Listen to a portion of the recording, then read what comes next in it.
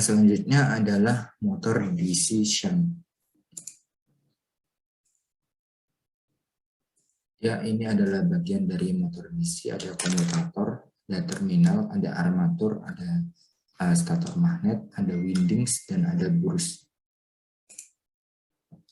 Motor decision adalah jenis motor DC yang paling bersemangat dan juga sebagai motor decision luka. Gulungan medan pada motor ini dapat dihubungkan secara paralel dengan belitan angker. Jadi kedua belitan motor ini akan terpapar dengan catu daya dengan sama, dan motor ini mempertahankan kecepatan yang tidak berubah-ubah dengan segala jenis beban. Motor ini memiliki torsi awal yang rendah dan juga berjalan pada kecepatan konstan. Untuk harga motor ini sekitar dimulai dari 800.000 ke atas dan bisa didapatkan di marketplace ataupun online shop. Prinsip kerjanya adalah konstruksi motor decision sama dengan semua jenis motor DC.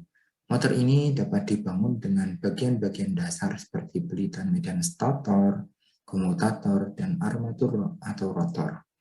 Prinsip kerja motor DC adalah setiap kali motor DC dihidupkan, maka DC mengalir ke seluruh stator dan juga rotor. Aliran arus ini akan menghasilkan dua bidang, yaitu tiang serta angker. Di celah udara karena armatur dan sepatu lapangan ada dua magnet, dan mereka akan saling merespon untuk memutar armatur. Komutator membalik arah aliran arus jangkar pada celah biasa. Jadi medan armatur dihalau dengan field pole untuk semua waktu. Itu terus memutar armatur dalam arah yang sama.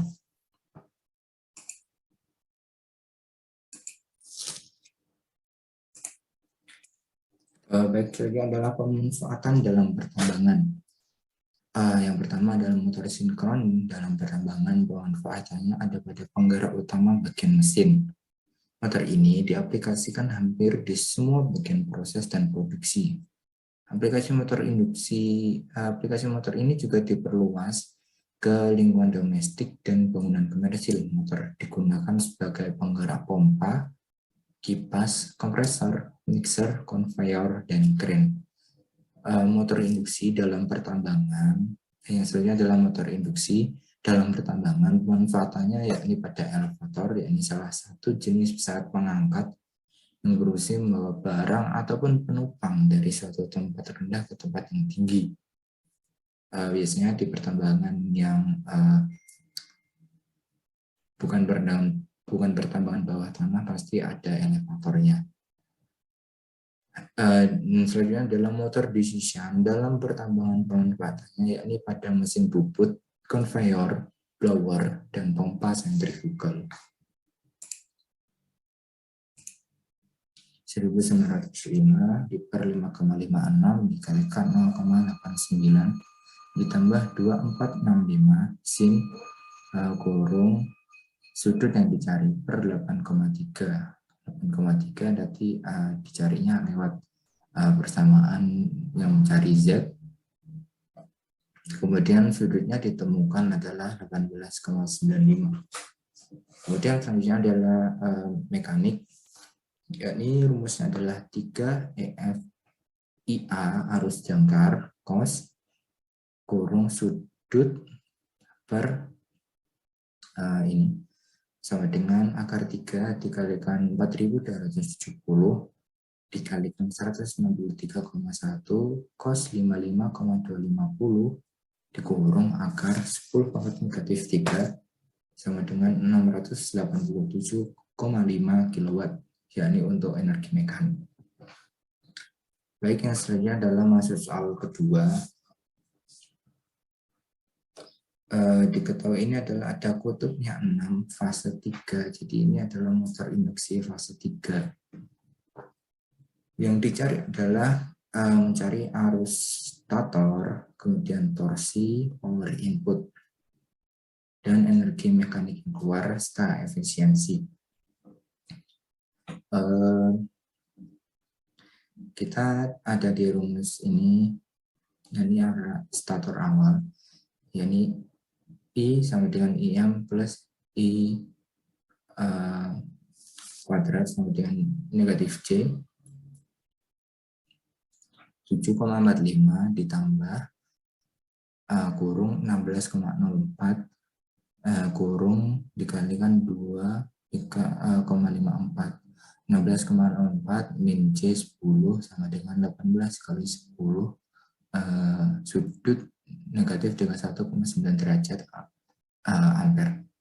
Jadi untuk arus statornya adalah 18,90 ampere kemudian dengan sudut cos 31,9 derajat.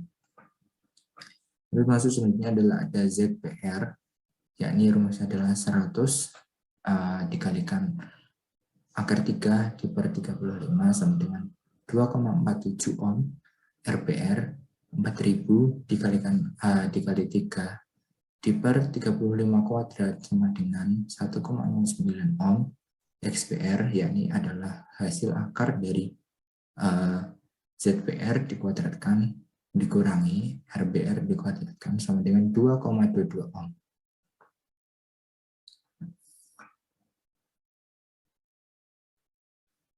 Ini ada torsi yang kedua setelah di pengerjaan, yakni torsi yang kedua adalah 9640 di bar 104,72 kurung 1 min 0,04 sama dengan 96 Nm. Bentuk mechanical power outputnya adalah 10,25 dikurangi 0,607 sama dengan 9,64. Dengan power outputnya adalah akar 3 dikalikan 400 dikalikan 18,9 dikalikan 0,85 yakni sama dengan 11,13 kW. Jadi ada seperti 3 pengerjaan gitu dari masing-masing torsi, karena di sini juga diterangkan bahwa ada 2 kemungkinan gitu. Terus yang selanjutnya adalah mencari mechanical power output, yakni rumusnya adalah 3 dikalikan 16,24 dikuadratkan dikalikan 12,96 yakni sama dengan 10,25 kW untuk yang gross, kemudian yang net yakni 10,25 kW dikurangi dengan 0,617 atau rotasi tadi, ditemukan bahwa mechanical power outputnya atau energi mekanik yang keluar ini 9,64 kW. Selanjutnya adalah untuk efisiensinya, karena tadi disuruh efisiensi yakni 9,64 yang berasal dari torsi yang kedua ini, terus di bar 11,13 dikalikan oleh 100% didapat efisiensinya adalah 86,61%. Baik, selanjutnya untuk nomor 3. Nomor 3 ini adalah ada ampere yakni 50 kW, terus I-nya sama dengan 250 volt, V-nya 1200 rpm. Ketika tegangan diuji pada 250 watt dengan arus jangkar 13,2 ampere, ada V-nya 1215 rpm, kemudian ada RA 0,06 ohm, ada RF 50 ohm, dan VP sama dengan 2V.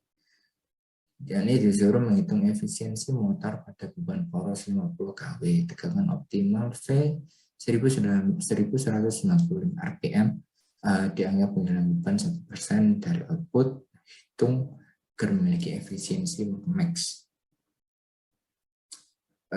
Ini adalah kita menghitung P sama dengan I dikalikan IA, yakni 250 dikalikan 13,2 dengan 3.300 untuk P.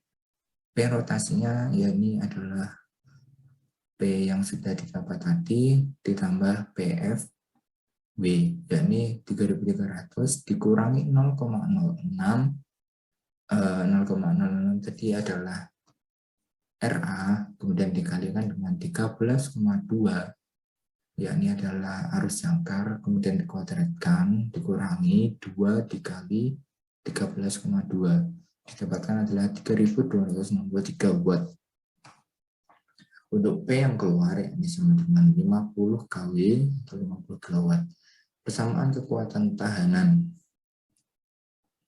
Persamaan kekuatan tahanan yakni adalah 250 IA kurangi 0,06 I kuadrat A min 2 IA min 3263 min 0,01 dikali 50 dikali 10 pangkat 3 sama dengan 50 kali 10 pangkat 3 ini untuk persamaan, dan 0,01 dikali 50 dikali 10 pangkat 3 ini sama dengan PA. Terus kemudian dilanjut persamaannya jadinya adalah 0,06 I kuadrat A min 248 IA ditambah 53.763 sampai dengan 0. Kemudian IA didapat adalah 229,6 ampere. P masuk sama dengan 250 dikalikan IA ini ditambah 250 dikuadratkan per 50. 50 tadi adalah RF sama dengan 58.650 N. Selanjutnya adalah efisiensi ini.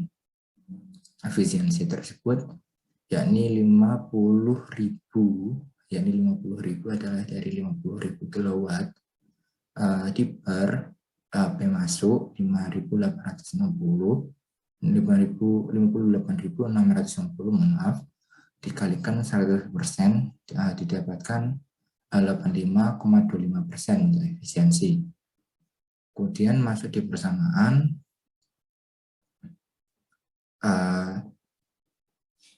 didapatkan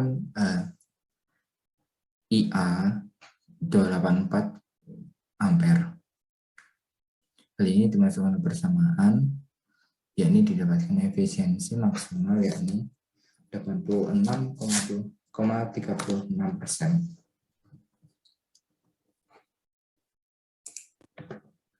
Baik, mungkin sekian penjelasan dari saya. Apabila ada salah kata mohon dimaafkan. Terima kasih, semoga bermanfaat. Assalamualaikum warahmatullahi wabarakatuh.